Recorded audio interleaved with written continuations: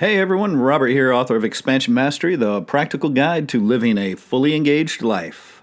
Are you ready to start living life to the fullest? Well, you have certainly chosen a challenging time to do so, haven't you? Just remember that within every difficulty and obstacle lies the opportunity and potential for great things. So if you're looking to live a fully engaged life, then let's look at this incredible opportunity before us, my friends. Welcome to the Fully Engaged Life.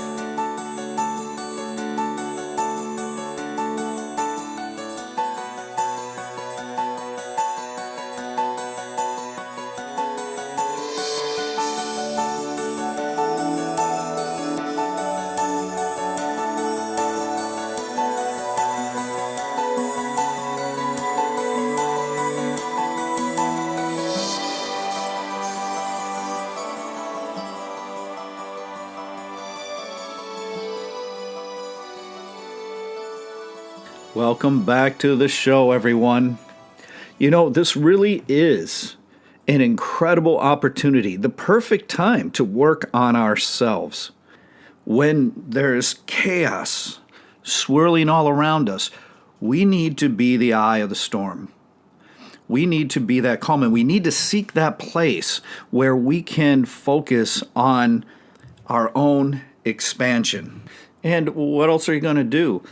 For people around the world, but especially those of us in the United States right now, we've been under lockdown, quarantine, shelter in place, whatever you want to call it, for 2 to 3 months. And now we're having all of these riots and looting and violence going on. So as soon as the leash was loosened a little bit to where we could go out to these businesses that have been shut down for months, now they seem to be being looted and even burned to the ground. But once you see through all of the illusion and you grasp the bigger picture, you can see that this entire thing that's been going on throughout the world hasn't really been just about a virus or racism. It's about something even more sinister, but I'll let you seek that out for yourself. So while this may not seem like the optimal time to work on our spiritual expansion, it's still a moment that offers great potential and opportunity. That's why I say you picked a challenging moment if you're just getting started. But at the same time, we do have to acknowledge that the greater the obstacle, the greater the opportunity. So now is a wonderful time to work on ourselves, to engage in meditation, and more importantly, to let go of the ego. Because as these politicians attempt to create a constant state of fear, first it was the fear of the virus, now it's the fear of the violence, we are provided with an incredible opportunity to dissolve and release the ego, regardless of what they're doing. The idea is to understand the correlation between the fear and the ego, because the fear is a product of our thinking mind. It is born of the ego. When we let go of the ego, likewise do we begin letting go of our fears.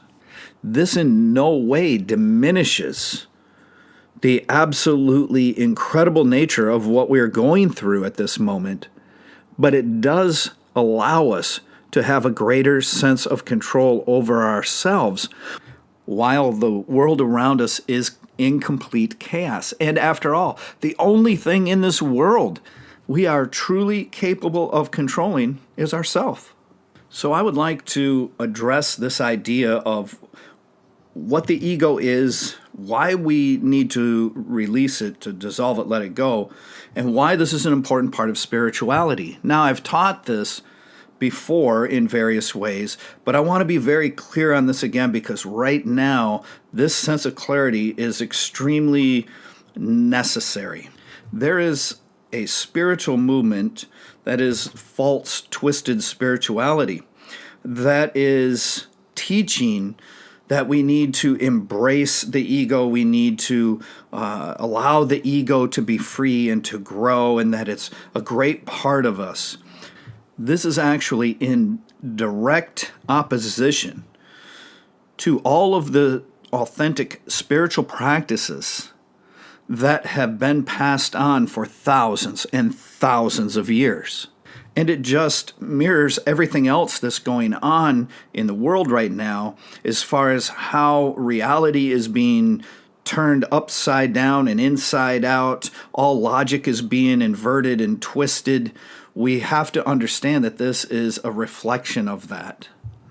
And most importantly, we have to realize that it is not true. It is not a real sense of spiritual practice. It is just the opposite of that. That is going to cause you to become more stuck in your mind and for your ego to continue to inflate. So I give you this word of caution. This misguided perspective of the ego is quickly embraced by the uninitiated and by those who are already incredibly stuck in their head and have an incredible attachment to their own ego. Why people are drawn to this belief is, one, it's the easiest way to look at things. Overcoming or dissolving the ego in spiritual practices can be an incredibly challenging point in your training. So people have a tendency to like the easy way, so they will go with that. They just accept it because it's easy and it makes them feel good. They don't have to look at their flaws, right? If we understand this is actually a subconscious defense mechanism that's being triggered by the ego in order to protect itself. So I generally caution anyone about teachers, whether it be a spiritual teacher or a martial arts teacher or whatever kind of teacher, any kind of teacher who thinks with this type of twisted, inverted logic. And as I've stated before, yes, the ego does serve a function for a while. You see, when we're young, like when we're children, it allows us to discern the world around us. And it helps keep us safe by knowing not to step out into traffic or touch something that's hot. It also allows us to begin understanding reality and develop our personal identity. This is part of the problem later on. Through the identity, we end up creating a sense of self-esteem and self-respect, which are great things. But then it also goes into the other side of that with things like self-importance. Now, this tends to work between the conscious and the subconscious mind, so you are not always aware that the ego is involved in your thoughts. And this is why many ancient civilizations have various rituals and practices to overcome the ego, to dissolve the ego by the time you enter adulthood. I'd like to address how this happens, because many people that I've encountered in spiritual settings as well as martial arts settings, what happens is most of these people claim that they want to protect the poor misunderstood ego from false understanding. And through this, we can already see how the ego is trying desperately to protect itself and survive. Through false understanding is just one way that the ego tries to protect and defend itself. It tries to justify that what it's doing, its purpose, is necessary, and it's good, it's perfectly natural. This is what it's trying to do. And of course, we are unconscious that this struggle is even taking place. So this is a perfect example for us to witness how it is the ego that likes to twist and invert logic, because what these people refer to as a false understanding is actually a truthful understanding for how this works. So we can see how the ego inverts this truth. So one of the traps they fall into is they like to use language. So they'll say, well, in my language, the term ego means quote-unquote me and refers to quote-unquote myself. And they use this to rationalize that therefore there's no possibility of separating oneself from the ego. See how I said that this is an unconscious act of the ego in self-preservation mode? It clings to the identity it has created. And these people that have not been through the practices, that don't understand this process and why it's necessary, then they rationalize that, well, if the ego is me, how can I ever separate from it? And why would I ever want to separate from myself? Because it's me. And this is a very erroneous rationale. If you look at it, what is being said here? Me, me, me, me, me. My identity, me, me, me. This is how the ego works. That is the ego. Ego is not me. Ego is not myself. It is not the self. It is the false self. This has been clearly written out in every spiritual practice regarding this. The ego is the false self. The self that is not really you. It is this part of the mind that is not really you, yet it convinces you that it is. Please take a moment and let that sink in. What if there was part of your mind that you were not aware of consciously? You're not consciously aware of it at all. And it was actually running a program to convince you, the real you, that it was you and you were living your life through it and through its commands, through its influence. Do you understand why I say people are enslaved by the ego? We can become enslaved by our own mind. Just take a moment to sit and truly contemplate the weight of that. You see, it is when we are still under the influence of the ego that we are considered to be asleep. It is only when we begin dissolving the ego that we start to wake up. We start to awaken. So in this inverted, twisted logic of the ego spirituality now, this is when certain spiritual groups or martial arts organizations or groups can end up becoming cult-like. And upon witnessing this taking place, that's usually when I make my exit. It's very distinguishable. All right, so some of the things they like to profess is that, well, the ego is sometimes called the negative personality, right? Oh, the poor ego is a negative personality. And that it is the ego that is being blamed for all of our negative traits. Well, this is not entirely untrue. It is, because it is generally the ego that is producing a lot of the negativity in our mind. And then people like this go on to rationalize what they want to believe by saying, well, my point here is actually that because of the confusion of the word ego, there are people who end up caring more about the self of others than themselves. I think this one speaks for itself, doesn't it? I mean, these are things that are being directly said. I'm not just making this up. I'm paraphrasing these points that I've been hearing from people. So then by this rationale, we shouldn't care more for others than we do ourselves. I'm sorry, but I care for my wife more than I care for myself. I put my daughters and grandchildren before myself. But by their twisted logic of how the ego is actually good, we need to be able to care for ourselves more than anyone else. Now, in reality, we do need to care for ourselves, and we usually have to do that first, because it is from that space that we are able to care so deeply for others.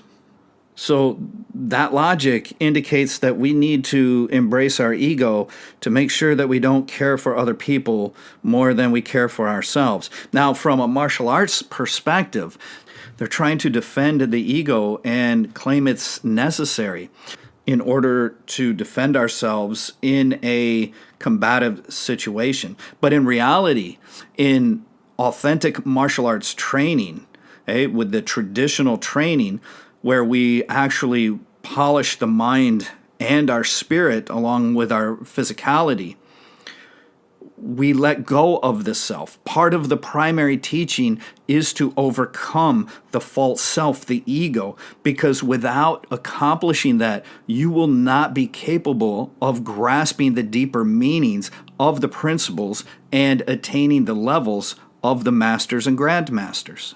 In this type of philosophy of the ego, this twisted point of view, they go on to say that the self is that person who needs another person permanently and needs the approval of other people and to be paid attention to all the time. Now, the problem is a lot of times they're using all capitals for self, indicating that it's the true self. No, that's the nature of the false self. That's the nature of the ego. Not our essence, not our real self. It is the ego that needs constant approval and attention. When we let go of that ego, when we dissolve the ego, we are able to let go of our attachments to such things. We no longer need them. And it actually works to allow our state of essence to come to the forefront instead of this ego of the mind to be in the forefront. This then goes on to allow us to truly embrace ourselves and others. So one of the reasons I am stressing this again in a podcast, hopefully with some additional new, more expanded information, is because I see this movement gaining more and more traction, and they are twisting and confusing the reality of your mind and yourself and your ego and all of these things. So I'm trying to offer some clarity for you so you can understand what is real, what is true, and what has been twisted, manipulated, and inverted. Because if you embrace being in your head more, thinking, and you accept the ego and you work, those things serve to stop any sense of spiritual expansion you could have. And without that, you are certainly not going to awaken or live a fully engaged life. So while this is a more spiritually based program, please bear with me for a moment because I'm going to use some of my martial arts background to share some information, and because I was just speaking to one of my highest level martial arts students about this just a few days ago. In regards to martial arts, using this as a platform for understanding, we want to look at overcoming the ego because this is how we polish ourselves. Now, not all martial arts teach this. Some martial arts actually serve to bolster the ego, but it's unnecessary. And indeed, with the older traditions, those of the samurai in Japanese culture and Japanese martial arts, you need to overcome the ego. It's part of the process to attaining those higher levels of martial arts that go beyond just mere brawling in some sort of slugfest.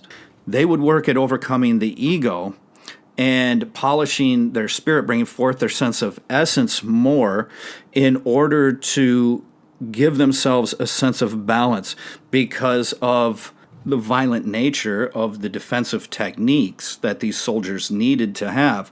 And this would keep them mentally sound. And it even helped prevent PTSD. So allowing the ego to dissolve is necessary in order to grasp various high-level principles within martial arts that cannot be understood until the ego has been overcome. Being a warrior does not mean we cannot be spiritual, nor does it mean we have to embrace our ego in order to be effective at defending ourselves and others.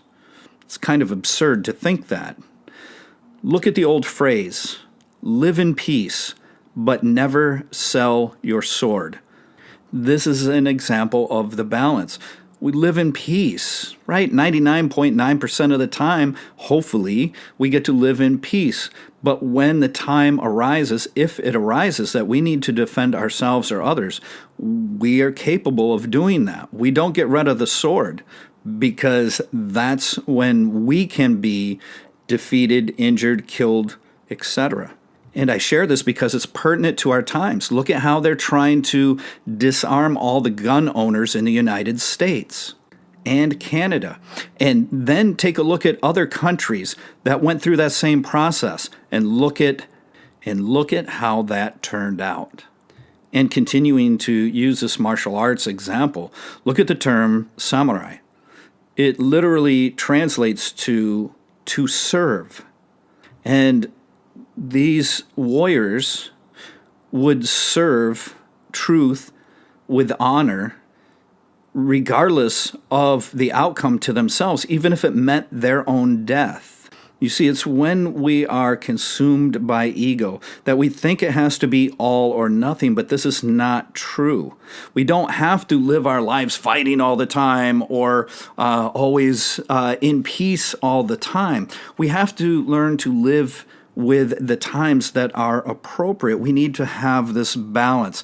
And this is what happens. Once we are free of the ego, we have that balance. We live from essence, where we couldn't harm anyone or anything else. That's where we live. But when the time comes where we have to rise up in order to defend ourselves and our loved ones, then we kind of flip the switch and we go into that mode.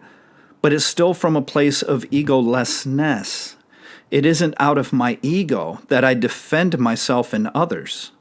It's my love for them that fuels that. And I will just end that part of it with this, because any swordsman that has even a modicum of skill and knowledge realizes full well that in order to master the sword, we must transcend our mind and let go of the ego. Many of the people who buy into this twisted logic of it are afraid. They're afraid that without their self, without their identity, that there is nothing. So they rationalize that you can't possibly separate yourself from it. But this is completely untrue. It's a misconception formed by very poor perception of what the ego is and how it actually functions. And it is a perfect example of how they are clinging to their identity, afraid to let go. But when we let go of that false identity created by the ego, then our true identity, our essence, is exposed. It is known to us once again. It is hidden behind the ego. And I've stressed this, and I say this many times to my students, and it's a wonderful phrase. I didn't coin it, but I like to repeat it. I don't know who actually created it. That the mind, especially the ego, yells and screams, is very loud. And the voice of our essence, our true self, is but a whisper. So we must silence that loud, obnoxious, never-ending yelling of the egoic thought in order to hear those whispers coming from our essence. It is only then that we can know our true self, and it is only then that we reconnect to our essence. Whenever I have spoken to people, and these are generally good people, they're not egotistical, self-centered people, they're not mean, nasty people. Hey, they're good people, but they're confused, and it is just natural for us to cling to our identity, to cling to that and believe that is ourself. That's a state of the ordinary mind. This is one of the things we have to overcome in order to live a fully engaged life. But the problem that these people have is they try to sit and think and rationalize exactly how this makes sense. And we have to realize that it is the thinking mind that is coordinated with the ego. You see, when we go into the state of no mind, that the Japanese call mushin, when we are in a state of no mind, there are no thoughts, there's no intention, and there is no ego.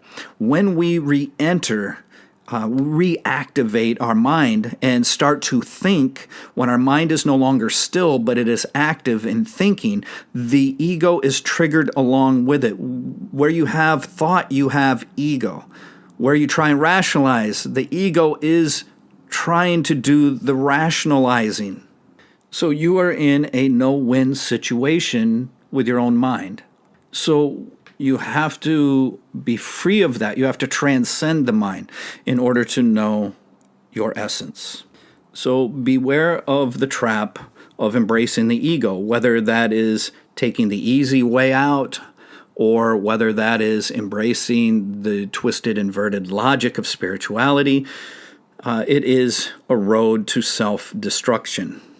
In religions such as Christianity, there's a saying that the greatest achievement of Satan is convincing everyone that he doesn't exist.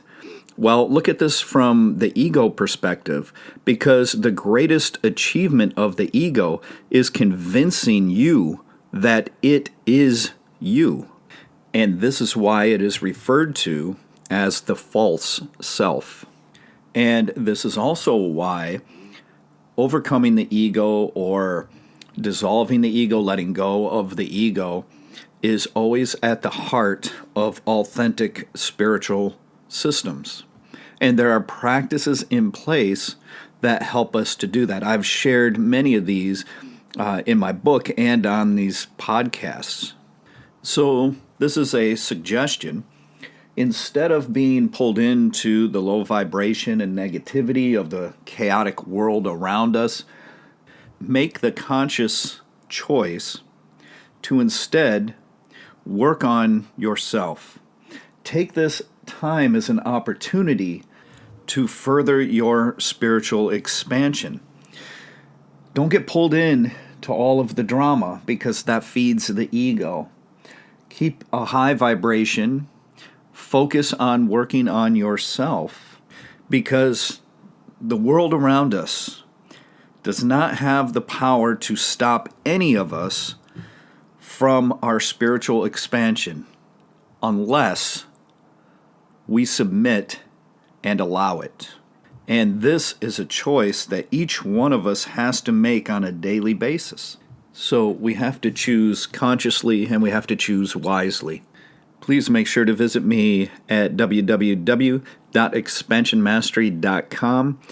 Make sure and grab your autographed copy of Expansion Mastery and the ebook on reinventing yourself if you'd like to emerge from all of this chaos and craziness as the person you truly desire to be.